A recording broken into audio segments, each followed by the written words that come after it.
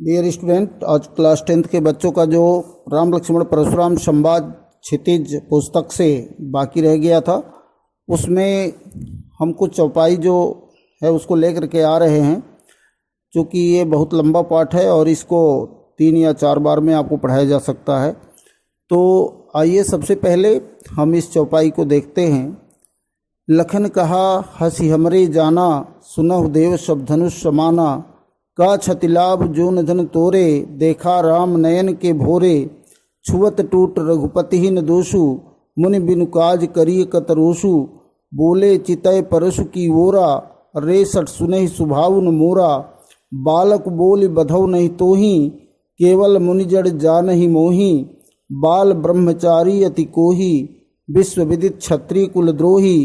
भुजबल भूमि भूप बिनु कीन्ही, विपुल बार महिदेवन दीनी। सहस बाहुभुज छेद निहारा, परशु बिलोक महीप कुमारा। मातु पितहि जनि सोच बस, करश महीस किशोर। गर्भन के अर्भक दलन, परशु मोर अति घोर। स्टूडेंट्स, आइए इसके अर्थ को देखते हैं। लखन जी जब परशुराम जी बहुत क्रोधित होते हैं और वो बार बार लक्ष्मण को मारने के लिए उतावले होते हैं, उद्यत होते हैं, तो उस समय लखन जी हंस करके मुस्कुरा करके उनका जवाब देते हैं।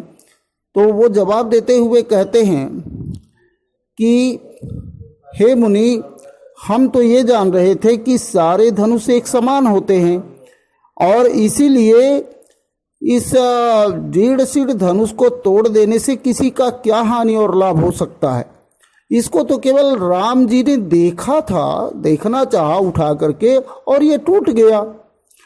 तो छुअत टूट रघुपति ही न दोषु, ये छूते ही टूट गया, तो इसमें रघुपति का क्या दोष है, राम जी का क्या दोष है। आप तो बिना किसी काम के ही हे मुनि जी क्रोध कर रहे हैं। मुनि बिनु काज करिय कतरोषु, बिना किसी कारण के आप गुस्सा कर रहे हैं। इसको तो रघुनाथ जी ने केवल छुआ था, ये टूट गया, इसमें उनका कोई दोष नहीं है। और इस प्रकार से बोले चितय परशु की ओरा। जब लक्ष्मण जी ने हंस करके इस बात को कहा, तो परशुराम जी पुनः परसे की तरफ दिखाते हुए बोले कि हे सठ, हे दुष्ट, तुम मेरे स्वभाव को नहीं जानते हो और बालक बोल बधौ नहीं तोही। तुम चूंकि बालक कहलाते हो, बचपना है तुम्हारी, अभी बच्चे हो, इसलिए तुम्हारा वध नहीं कर रहा हूँ। केवल मुनि ज्ञानी लोग मुझे जानते हैं कि मैं कैसा हूँ। बाल ब्रह्मचारी अति कोही, मैं बचपन से ही ब्रह्मचारी हूँ और बहुत क्रोधी वाला स्वभाव का हूँ। और यह सारे क्षत्रिय कुल में विश्व में विदित है, सभी लोग जानते हैं कि मैं क्षत्रिय खानदान का द्रोही हूँ, दुश्मन हूँ।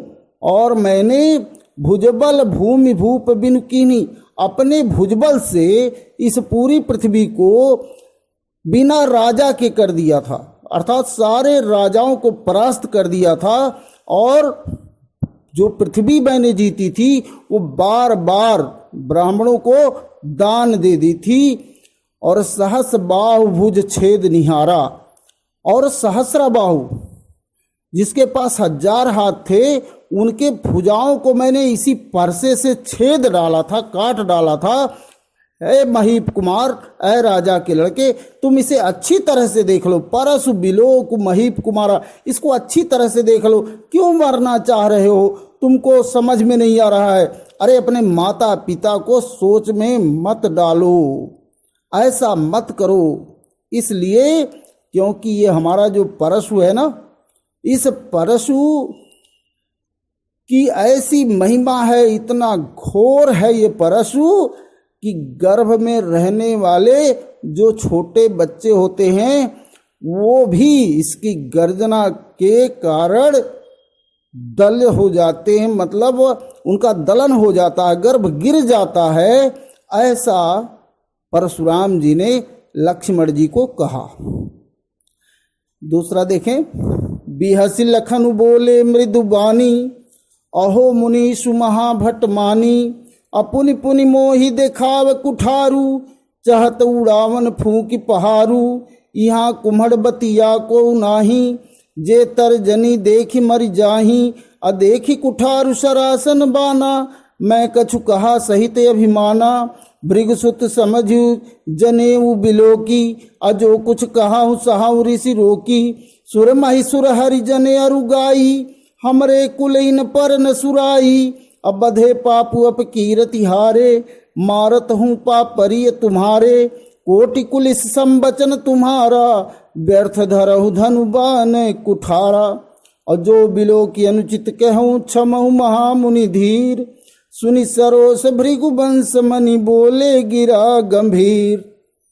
फिर लक्ष्मण जी इस बात को सुन करके फिर हंसने लगते हैं और मुस्कुराते हुए बोलते हैं बड़े मीठे वाणी में कि हे मुनीश, तब तो आप बहुत बड़े बलशाली हैं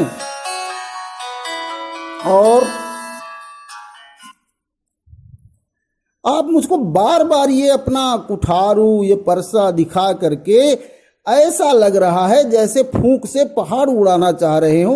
अरे मुनि जी, यहाँ कोई कुम्हड़े की बतिया नहीं है जो आपकी इस तर्जनी उंगली को देख करके मुरझा जाएगी, और ये आपका जो परसा है, धनुष बाण है, इसको देखने के बाद ऐसा लगता है कि मैं कुछ अभिमान के साथ जरूर आपसे कहूँ, भृगुसुत समुझि जनेऊ बिलोकी, मैं आपको भृगु जी का सुत, भृगु जी का पुत्र समझ करके और आपका जनेऊ देखकर जो कुछ भी कहना था उसको सह रहा हूँ अपने गुस्से को रोकते हुए, क्योंकि सुर महिसुर हरिजन अरुगाई, जो देवता हैं, ब्राह्मण हैं, भगवान के लोग हैं, भगवान के प्रिय हैं, उन लोगों के बारे में, हमारे कुल के बारे में बताया गया है कि हमने कभी इन पर अपना बल प्रयोग नहीं किया, बल नहीं दिखाया।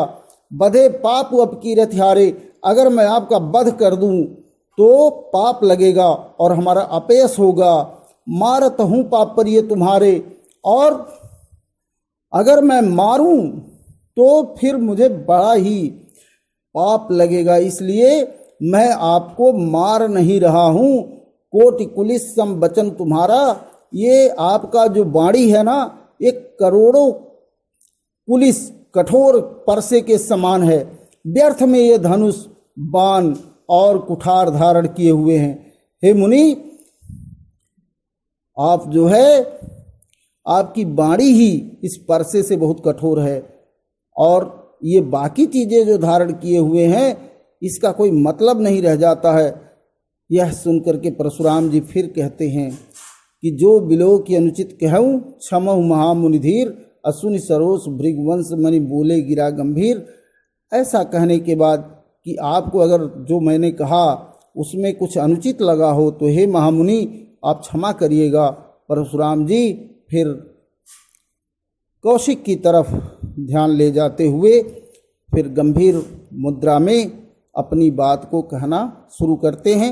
इससे आगे आपको फिर पुनः पढ़ाया जाएगा अगले लेक्चर में। तो स्टूडेंट्स, आप हमारा रेडियंस का ऑफिशियल यूट्यूब चैनल देखते रहें, आपको वीडियोस मिलते रहेंगे, आपके जो लेसन्स हैं वो भी आपको मिलते रहेंगे। उसको पढ़ें और अच्छे से उसको ध्यान से पढ़ करके उसका जो क्वेश्चन आंसर है, इससे बहुत सारे क्वेश्चन बनाए जा सकते हैं, उसको बनाएंगे। जैसे लक्ष्मण जी मृदुल वाणी में परशुराम जी से क्या बोले, या परशुराम जी ने अपने फरसे का क्या महिमा बताया, और जो धनुष टूटा उस धनुष के बारे में लक्ष्मण जी का क्या विचार था। ये सारी चीज़ें जो है आप इस तरह के छोटे छोटे क्वेश्चन और आंसर लिख सकते हैं। इससे आपको जो ज्ञान मिलेगा वो आपको परीक्षा में 10 में 10 नंबर दिलाने में मदद करेगा। तो एक बार पुनः आप चैनल को सब्सक्राइब करते रहें, लाइक करते रहें, शेयर और कमेंट जरूर करते रहें। Thank you all of you, have a nice day.